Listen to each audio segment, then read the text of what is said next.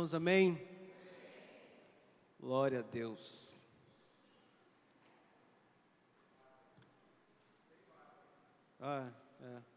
Amanhã eu vou tirar. Está irritando já. Glória a Deus. Abra sua Bíblia comigo no livro de Números, capítulo 13. Números 13. Vamos meditar um pouquinho. Texto conhecido já, os irmãos. Provavelmente eu não devo nem falar nada que você já não saiba. Provavelmente é uma tarde só de relembrar algumas coisas. Mas sabe que relembrar, irmãos, é um negócio importantíssimo. Não tem... É por isso que assim, a gente até contando história para os filhos, né? A gente chega num momento que fala, já contei essa história? Já contei essa também já. E aí você não tem mais história para contar, você já contou todas as histórias que você lembrava.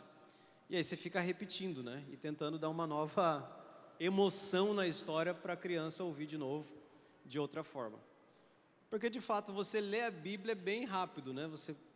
Aqueles que tiverem um pouquinho mais de tempo conseguem ler a Bíblia até em um mês, assim.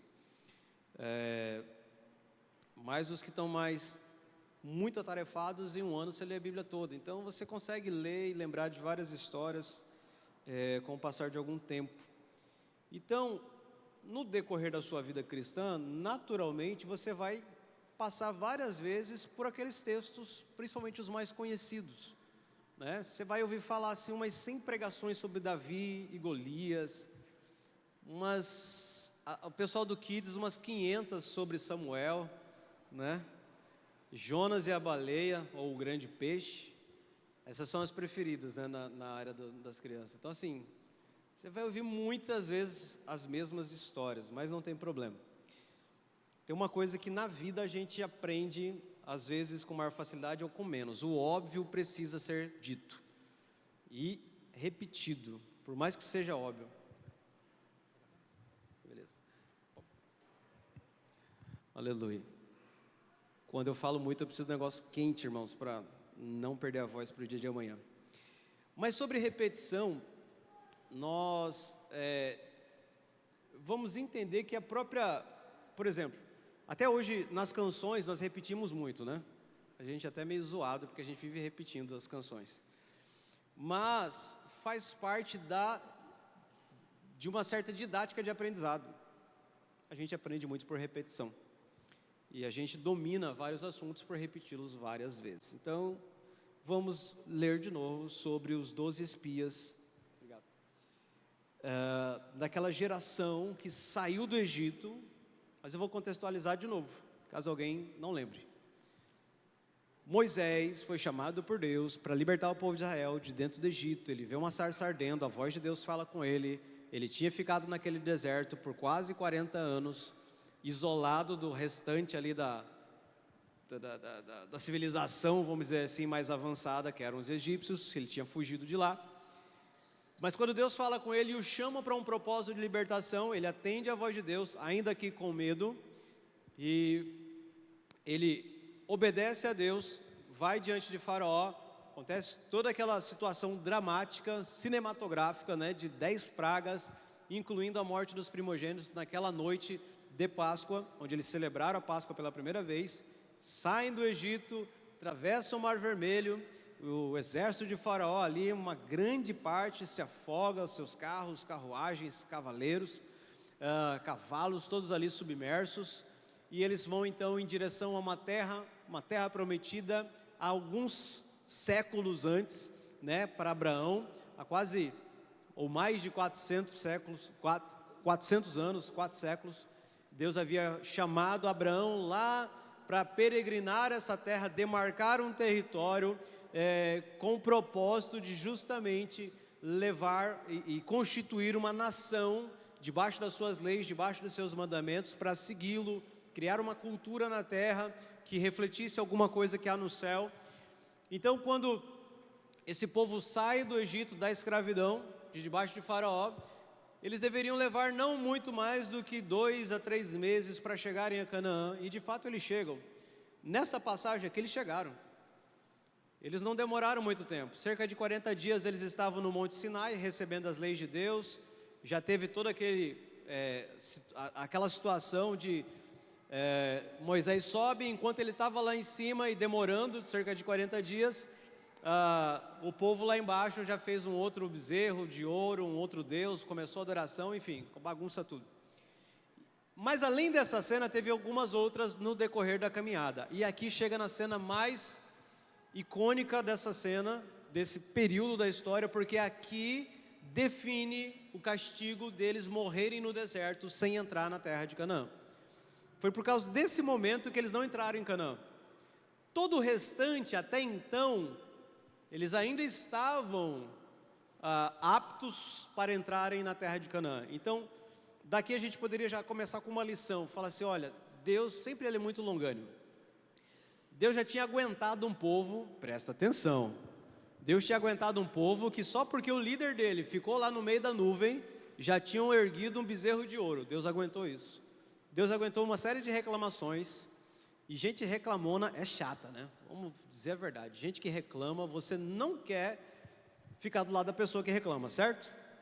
Então também não seja a pessoa que reclama, porque se você anda sozinho nos últimos dias, pode ser um sinal do céu, que você é a pessoa que reclama. Então, fique sempre atento a isso. Mas aqui, apesar de tudo que Deus tinha suportado, aqui foi a gota d'água, como também vamos usar várias expressões. A gota d'água foi nessa situação.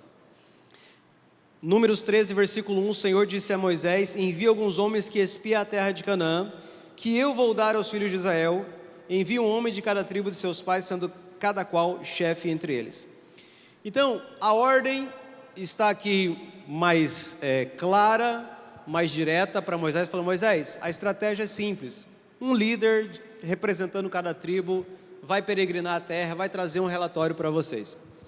Porque agora lembre dessa frase, eu vou dar aos filhos de Israel.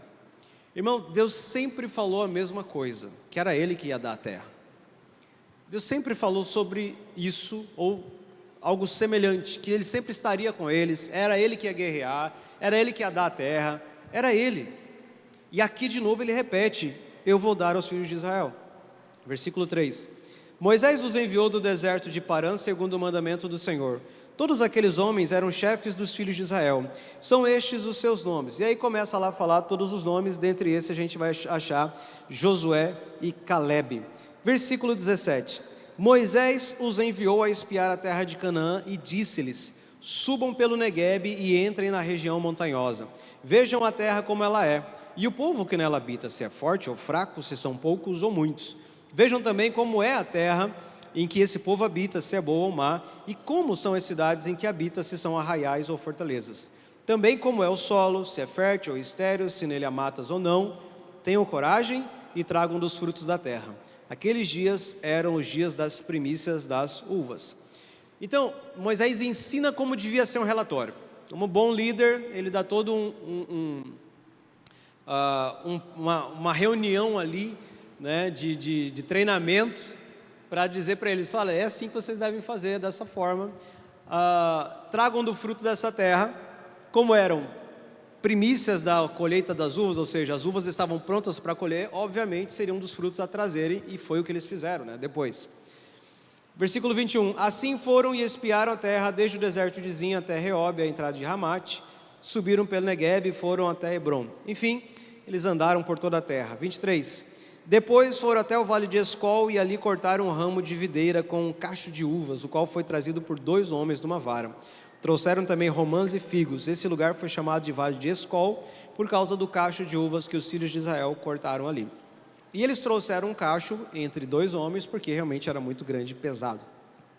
Depois de 40 dias voltaram de espiar a terra. Vieram Moisés, a Arão e a toda a congregação dos filhos de Israel em Cádiz, no deserto de Parã.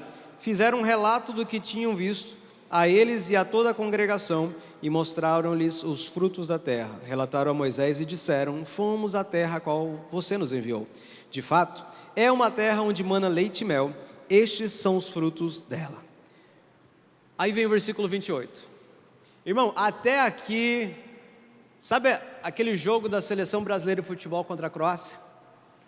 Aqui era aqueles 4 minutos finais, era aqui.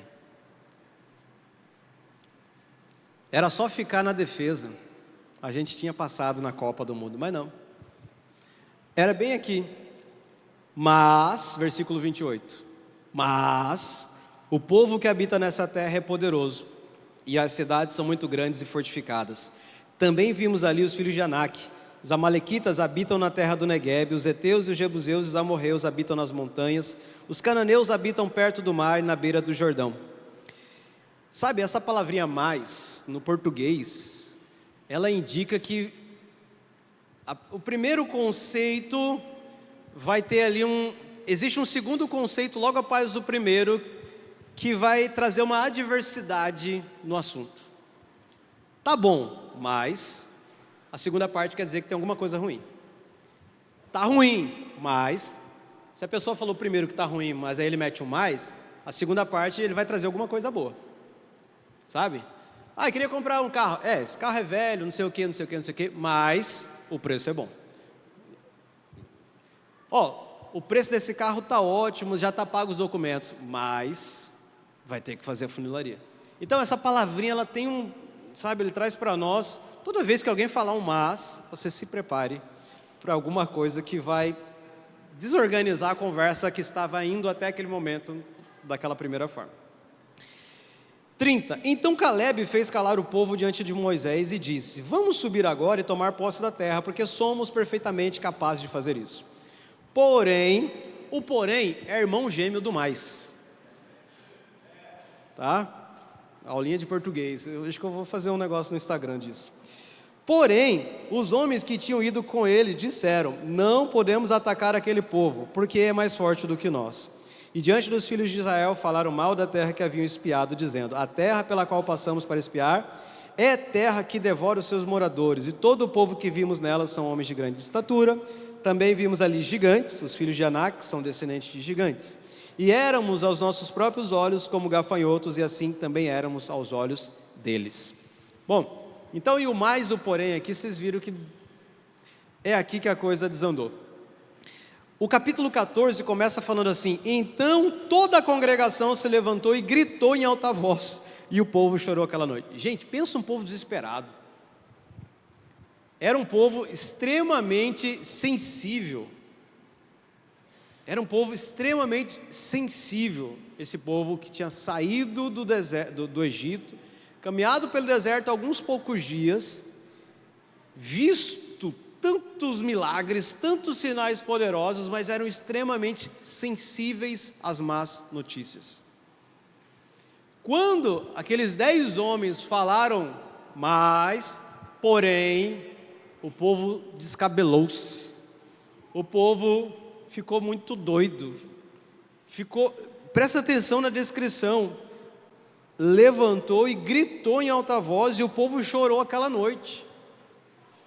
Gente, sabe aquela pessoa desequilibrada, que uma notícia chegou para ela, é meio termo a notícia, mas pronto, basta aquela notícia, meio termo.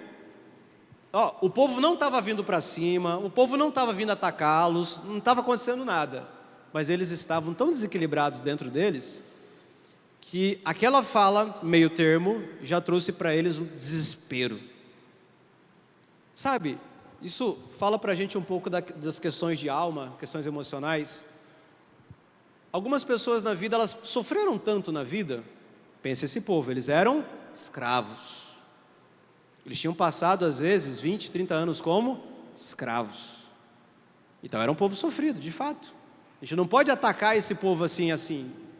Entenda o contexto de onde eles vieram. Eles vieram de toda uma história de escravidão, de chicote, de verem seus amigos morrerem por nada. Então realmente era um povo que por dentro, emocionalmente, não estava totalmente curado. A gente vê que não estava curado por causa desse desespero em frente a essa notícia. Então, assim como eles, muitas vezes nós também tivemos momentos na nossa vida no passado que foram que nos machucaram tanto, nos feriram tanto. É por isso que hoje até uma notícia meio termo pode trazer desespero para alguns de nós. Então, a questão da empatia, às vezes, é você olhar para aquele seu irmão desesperado, para você não é nada aquela notícia, mas para ele, pelo histórico dele, pode ser grande coisa. Então, a empatia nos ajuda a não, a nem nos irritarmos em algumas situações. Porque para alguns é o quê? Ah, não, isso é... me ajudem com a palavra, o que eu poderia dizer? Frescura, boa. Ah, é frescura, né? Cara, mas...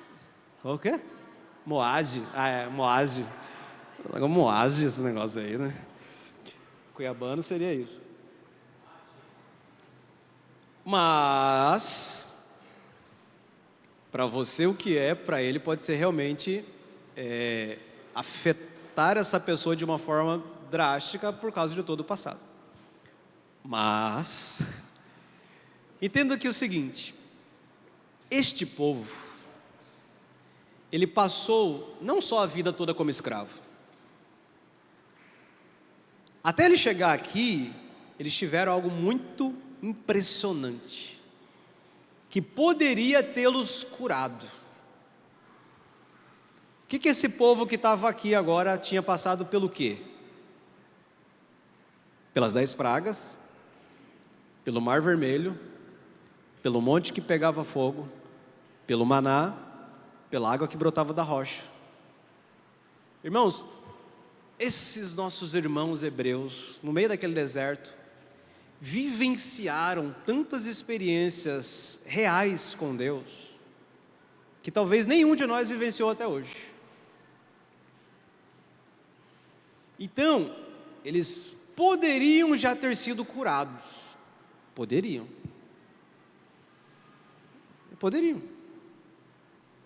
Porque Deus, até para começar, vamos puxar uma música que nós cantamos, se eu tenho uma palavra, eu tenho tudo. Essa promessa de libertação já era muito antiga, não era algo novo. Eles sabem de onde eles vieram, porque eles estavam ainda distribuídos entre 12 tribos, e eles só poderiam estar organizados assim e conservando a sua genealogia, porque eles conhecem Abraão, Isaque e Jacó. Então eles sabem do Deus de Abraão, Isaque e Jacó, e de repente o Deus de Abraão, Isaque e Jacó começa a se tornar o Deus deles, trazendo feitos reais e visíveis, com aquelas pragas, com tudo aquilo, o Mar Vermelho se abrindo, Miriam dançando, o fogo descendo em cima da montanha, as tábuas da lei ali. Aí eu vou trazer uma outra situação. Eu até agora nem entrei no tema da mensagem que eu mandei para você, né? Mas o que acontece? Irmãos, nós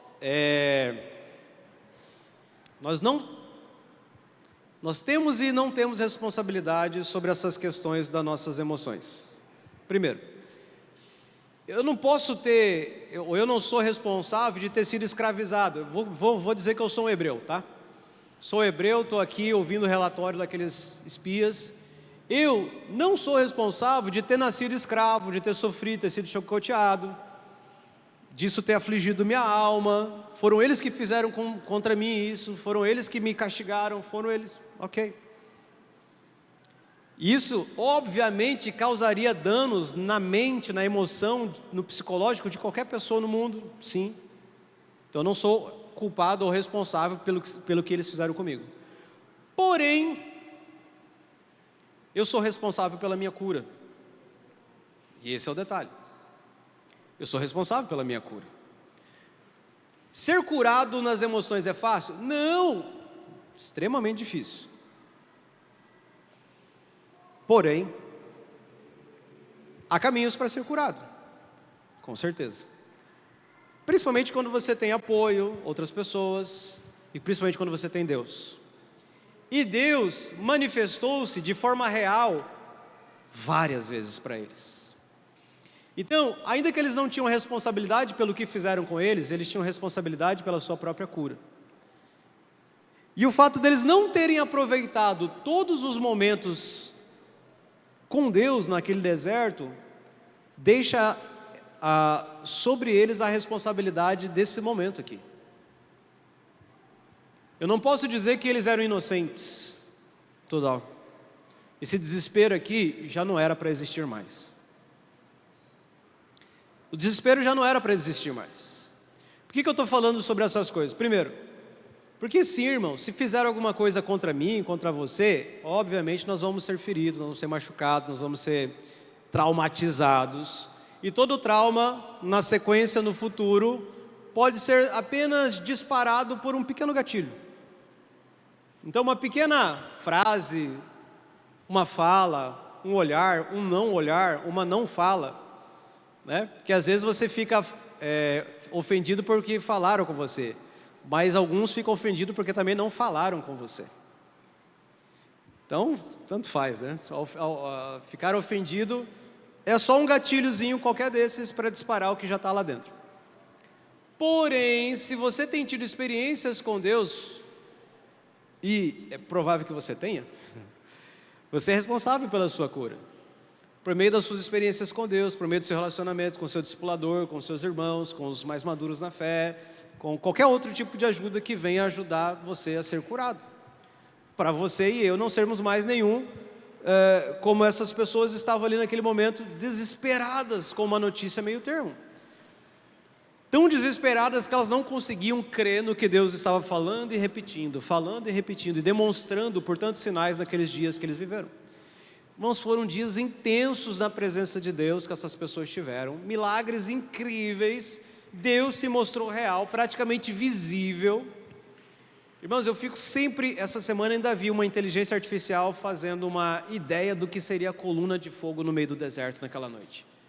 Era uma das coisas que eu imaginava mais ou menos aquilo ali. Porque tem umas pinturas que a gente usa de vez em quando, é um foguinho assim, né? Em cima da tenda. Mas o que eu vi essa semana que uma inteligência artificial fez, eu falei, eu acho que era assim. Era um negócio mais incrível que o Thor chegando em Wakanda, assim, aquele negócio impressionante. Em cima da... E, rapaz, você vê aquilo um dia só, em cima da tenda, aquele fogo pegando. Eu acho que ali já dava para ser curado. Mas aí num outro dia você vê um monte pegando fogo. Tem um paredão lá em Chapada pegando fogo, não sei se já apagou hoje, mas tinha um paredão pegando fogo. Quando eu vi aquele paredão em Chapada pegando fogo, eu pela primeira vez deu para dar uma ideia, assim, falei, cara, imagina uma rocha pegando fogo, né? Porque quando você vê um monte de mato pegando fogo, mas ali no meio do deserto, um monte fumegando, quer dizer que saía fogo do meio das rochas, tipo um vulcão, era um negócio assim, devia ser fantástico aquilo. Deus estava lá. Os sons das trombetas eram ouvidos. Irmãos, foi um ambiente... Irmãos, se a pessoa realmente não se abriu para ser curado naquele ambiente, realmente ficou difícil. Ficou muito difícil. Não dava para falar de Moisés. Moisés estava lá até cansado de atender, ouvir o povo, conversar com o povo. Tinha um líder lá para ouvir. Depois Moisés ainda fez toda uma reengenharia e colocou vários líderes sobre o povo, né, para terem tempo de conversarem. Irmão, tinha todo um ambiente de cura emocional, psicológica, cura da fé, cura da incredulidade. Estava tudo naquele deserto. Até a dieta física era boa para eles serem curados, para não ter problema de nada. Mas eles não foram. Então, hoje, da mesma forma, nós temos responsabilidade também sobre a nossa cura, sobre aquilo que nós vivemos em Deus. E daí, não dá para botar a culpa em ninguém, da falta de fé, da incredulidade. Porque se eu sou incrédulo, ou você ainda é incrédulo, se eu sou medroso, ou você é uma pessoa medrosa, é coisa nossa. Ah, foram os meus pais que não cuidaram de mim, que me abandonaram, meus tios, meus avós. Você não é responsável pelo que eles fizeram com vocês, mas você é responsável pela sua cura. Se você não sabia até agora, que bom que você está sabendo. Então você começa a dar um jeito. Mas, se você está aqui há algum tempo, você já ouviu a gente falar sobre isso.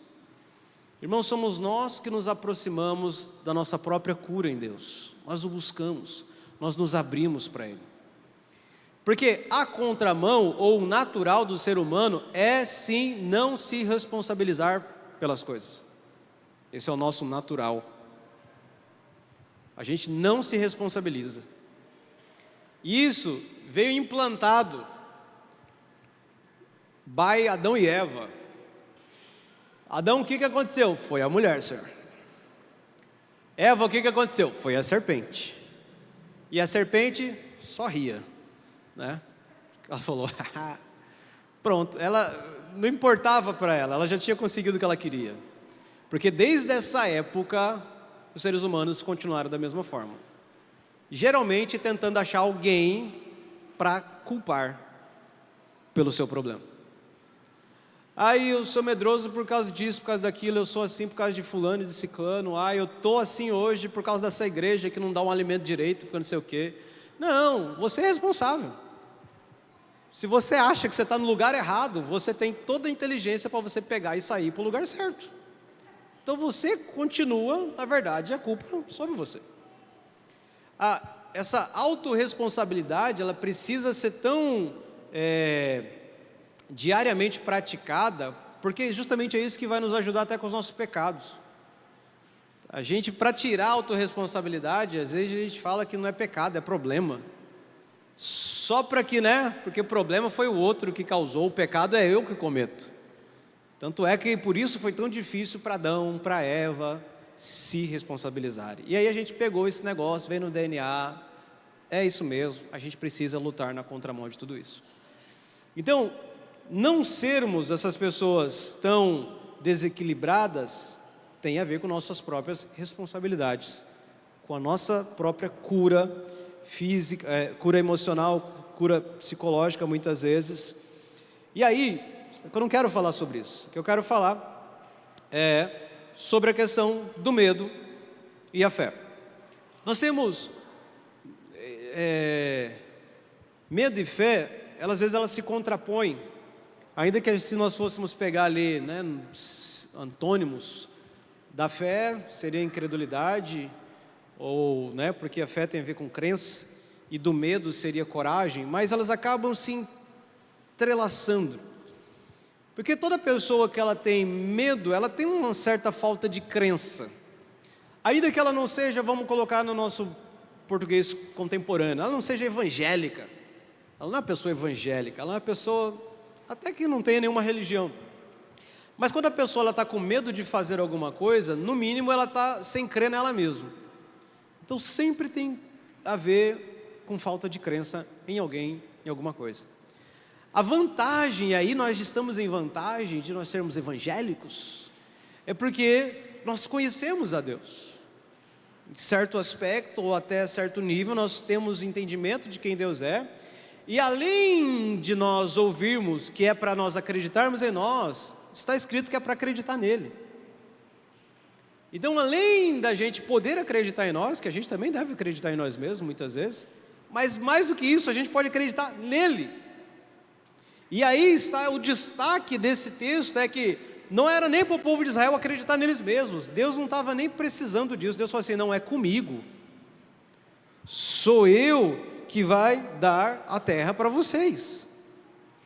Então, o povo de Israel não tinha nenhuma palavra assim tão encorajadora para eles em específico, sabe? Não, Deus já tinha falado, sou eu, é comigo, pode ficar tranquilo, vocês é eu que vou dar. Então, além de eles não precisarem nem fazer tanto esforço para acreditar em si mesmo, era só acreditar em Deus mesmo, mas eles não conseguiram, eles não tiveram condições para isso. E pensa bem, foi uma multidão inteira de pessoas. Se o que alguns comentaristas escreveram estiver certo, cerca de 3 milhões de pessoas saíram do Egito, marcharam pelo deserto. Então, cerca de 3 milhões de pessoas praticamente faleceram no deserto por falta de coragem. 3 milhões de vidas pereceram no deserto por falta de coragem. Porque elas não puderam crer, porque elas não puderam ser ousadas, porque elas não puderam vencer o seu próprio medo, elas não se abriram para a sua própria cura no tempo certo. Elas não se abriram para o que Deus estava fazendo no meio delas. Porque Deus já demonstrou desde o primeiro dia, quando Moisés aparece, começam a acontecer aqueles sinais, essas pessoas deviam ter se aberto, para que a própria mentalidade de escravo pudesse ter sido eliminada, eles pudessem vivenciar outra coisa. Eles ainda morreram com a mentalidade de escravos. Só uma outra geração que pôde ser levantada sem essa mentalidade. Daquela geração original, só 2 conseguiram se livrar na mente. Pastor, então é quase impossível a gente se livrar também, porque essa matemática aí de 2 para 3 milhões está bem complicado a proporção. Acredito que não. Acredito que é possível. Vamos pensar que nós somos 8 bilhões de pessoas no planeta. Então todo mundo aqui, pelo menos localmente, poderia ser livre, mesmo pensando em proporções. Mas não, na verdade a cura está disponível para todas as pessoas. Até porque uma outra geração seguinte, toda ela entra. E ela conquista. E ela começa a governar. Essa geração seguinte, a geração de Josué, só teve um problema. Que elas não conseguiram repassar para a geração seguinte. A falha deles estava nesse ponto. Porque eles não tiveram bons discipuladores. Se você fosse pegar assim, puxa, mas os pais dessa geração que entrou na terra, não foi um bom discipulador, correto? Eles foram incrédulos, eles foram reclamões, eles morreram no deserto. Talvez após essa sentença, alguns deles entenderam que de tanto errarem, de tanto falharem, Deus os tinha sentenciado. Eles falaram assim, mas pelo menos pelo meu filho eu vou ensinar ele a fazer o que é certo. Talvez fizeram essa mudança no meio do caminho. Como a Bíblia não fala nada, a gente não sabe. Então, talvez alguns ainda tiveram pais que se moveram em Deus nos últimos anos da sua vida, deixaram a incredulidade, conseguiram deixar um legado de discipulado, de mensagem. Mas a geração de Josué consegue entrar, consegue conquistar, consegue crer, porque eles precisavam crer em Deus. Porque derrotar uma cidade como Jericó não era fácil. Mas eles creram em Deus e aconteceu. Eles continuaram vivendo milagres que alguns deles talvez nem viram direito, talvez eram muito crianças, nem perceberam o que estava acontecendo na terra do Egito. Saíram muito jovens, muito bebês talvez. Mas quando eles chegam lá em Canaã, tem uma muralha enorme, uma cidade fortificada impressionante. Eles nunca viram algo semelhante. Mas Deus torna a fazer grandes milagres de novo. Para entrar, talvez alguns não viram o Mar Vermelho se abrir, mas eles viram o Rio Jordão se abrir. Então, uma outra geração começa a experimentar em Deus todo um processo novo para a conquista, para a vitória. E esse é o detalhe: se a gente não vencer o medo, a gente fica afastado da promessa. Se nós não vencermos o medo, nós ficamos afastados da própria promessa. Se você tem uma palavra, se você tem uma promessa de Deus para a sua vida, e se você tem medo dessa promessa chegar até você, você vai acabar ficando afastado da promessa. Mas como que eu posso ter medo, pastor, de entrar nessa promessa? Às vezes você não percebeu, mas você tem. Se você não está disposto a sacrificar para viver a promessa, o medo está aí. Se você não está disposto ou disposta a arriscar algo para viver a promessa, você está com medo. Porque o que acontece? Às vezes o tipo da promessa para a sua vida vai aparecer uma oportunidade no meio da tua história. E essa oportunidade te desafia algo assim: rapaz, se eu entrar nisso, pode ser que dá muito certo, pode ser que dá muito errado. Eu prefiro o lugar que eu estou porque eu estou estável, eu prefiro o lugar que eu estou porque eu estou confortável, porque está tranquilo.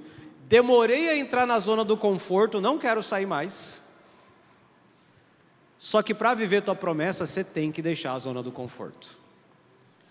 E se você não deixar a zona do conforto, é por medo. Então, não deixar essa zona, o medo está ali, a incredulidade está ali. Como esse povo poderia ter entrado lá? Crendo, né? Obviamente era crendo. Eles precisavam crer no que Deus tinha falado. Não era nem para crer no que Caleb ou Josué estavam falando, irmão. Caleb e Josué, eles só estavam repetindo uma coisa que Deus falou. Só isso. Por que eles repetiam? Porque eles conseguiram acreditar. Eles foram curados. Eles foram curados para abraçarem a promessa. Por serem curados, eles não ficaram desesperados com o que viram, com a circunstância que viram. A circunstância para eles era o quê? Gigantes, terras, cidades fortificadas, né, fortalezas. Isso era as circunstâncias deles. Então eles olharam aquilo. Tem uma frase que alguém bolou uma vez na vida, que fala assim, né? Quando você olha para o gigante, você pode encarar de duas formas. Uma, ele é grande demais, não dá para derrubar, ou ele é grande demais, não dá para errar. Um tiro, uma pedra, alguma coisa. Então, é um jeito que você olha.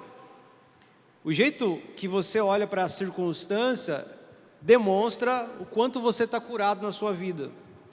Demonstra o quanto você está liberto do medo, liberto da incredulidade, para você crer e avançar para a sua promessa.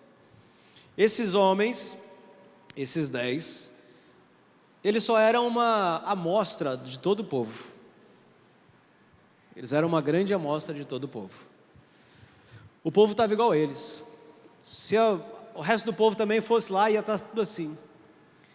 A exceção aqui foi Josué e Caleb, que puderam crer no que Deus já havia dito anteriormente, em como Deus havia dito anteriormente e que Deus faria. Sabe, no Novo Testamento, nós temos algo bastante semelhante, só que lá um pouco pior.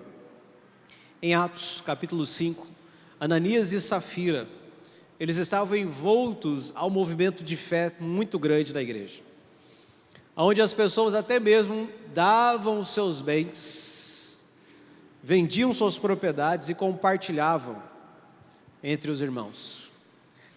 E eles quiseram entrar no movimento, mas sem a coragem necessária.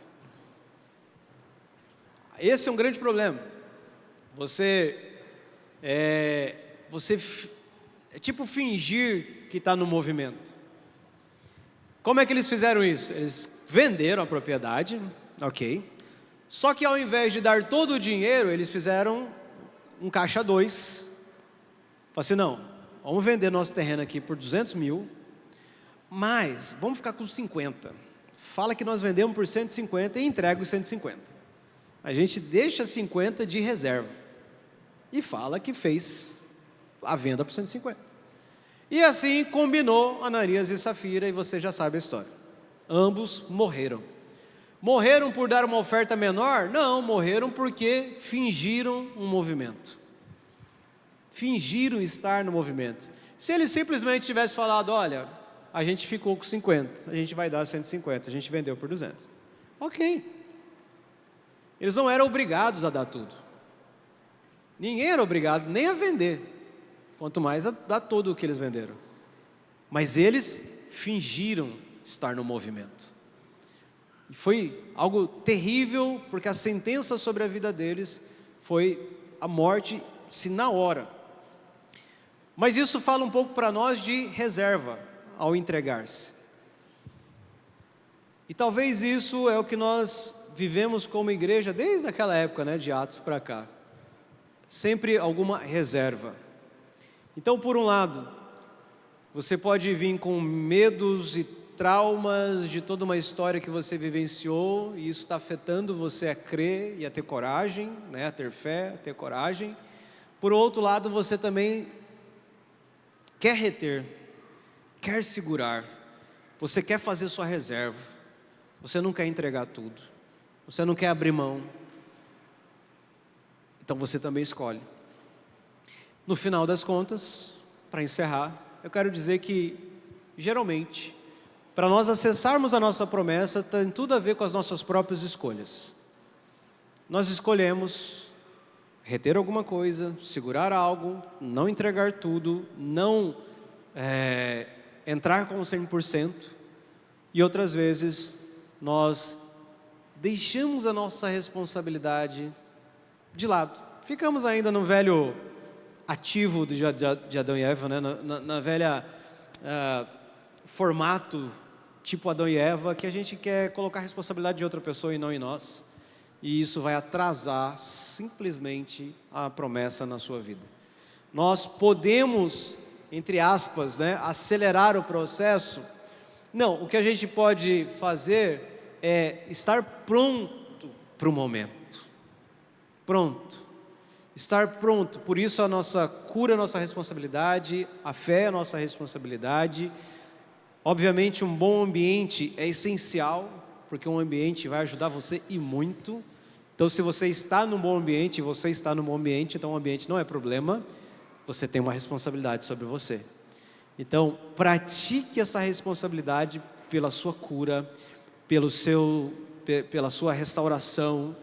Abrace o processo, porque, irmãos, nem sempre vai ser tão rápido, mas ele existe. Eu gosto de pensar na vida como uma escada normal, não escada rolante. A escada normal, qual é o problema dela? Se você não der nenhum passo, você continua sempre no mesmo degrau. Só que tem um segundo problema: se você der um passo para subir 3 ou 4 degraus, vai dar problema também. Então, não é uma escada rolante que, se ficar parado, vai avançar sozinho. Não, você tem que fazer um certo esforço. Mas também não fica doido e quer pular etapas. Porque se você der um passo maior que a perna, às vezes você cai lá para trás, pior do que você estava, onde você já tinha chegado, você vai ficar mais para trás ainda. Então, dê um passo de cada vez. Faça uma coisa. Geralmente, o pior é o primeiro passo, né? O mais complicado, muitas vezes, é o primeiro passo. Mas, se você está aqui, e aqui acho que não tem nenhum visitante, irmão, você já deu o primeiro passo. Então, dê mais um passo essa semana, dê mais um outro. Comece a caminhar pela sua promessa e avançar por aquilo que Deus deu uma palavra para você. Se é na área da entrega, se é na área da cura que você precisa para restaurar a sua fé, dissipar o medo e entrar com ousadia e coragem, que seja, mas você é responsável por isso. Ninguém mais tem essa responsabilidade nessa situação. Você é responsável por você.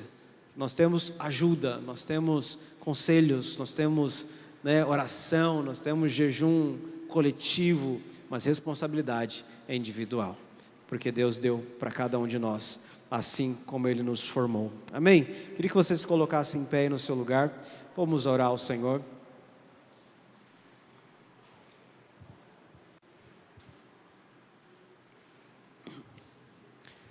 Pai, em nome de Jesus, nós queremos te agradecer por tudo que o Senhor tem nos dado, por tudo que o Senhor tem feito por cada um de nós, e pedimos que assim o Senhor abençoe a vida de cada irmão, cada irmã aqui, Senhor Deus, que a Tua palavra possa nos despertar, Senhor Deus, para a cura nesse tempo, Senhor Deus, não esperando algo, Senhor, que simplesmente venha de fora, que venha, Senhor Deus, Pai, de uma outra pessoa, de um terceiro, mas, Senhor Deus, é de dentro para fora, Senhor. É de dentro para fora. O Senhor já nos deu palavra, o Senhor já nos deu demonstrações de poder, o Senhor já nos deu o seu abraço, o Senhor já nos deu o seu amor, o Senhor já nos deu o seu Espírito. E Deus, nós estamos em meio a irmãos, porque o Senhor nos deu uma casa e uma família. Por isso nós somos gratos por estarmos no ambiente onde podemos ser curados, para avançarmos na fé, sermos curados, Senhor Deus, para deixar o medo, Senhor Deus, aquele medo que paralisa, o medo ruim, o medo negativo, e, Senhor Deus, avançarmos para a promessa. Senhor, em nome de Jesus, que o nosso coração e a nossa mente se alinhem, Senhor Deus, para que nós possamos experimentar cura, Senhor Deus, na nossa alma, cura no nosso psicológico, cura da nossa fé, para liberarmos fé nesse tempo, Senhor Deus, na busca da conquista da promessa que o Senhor tem para nós. É o que nós te pedimos, Senhor Deus. Eu peço que nos leve em paz agora, cada um para o seu lar, para onde vai, em nome de Jesus. Amém, amém e amém. Amém, queridos. Dê uma salva de palmas ao Senhor. Um recado.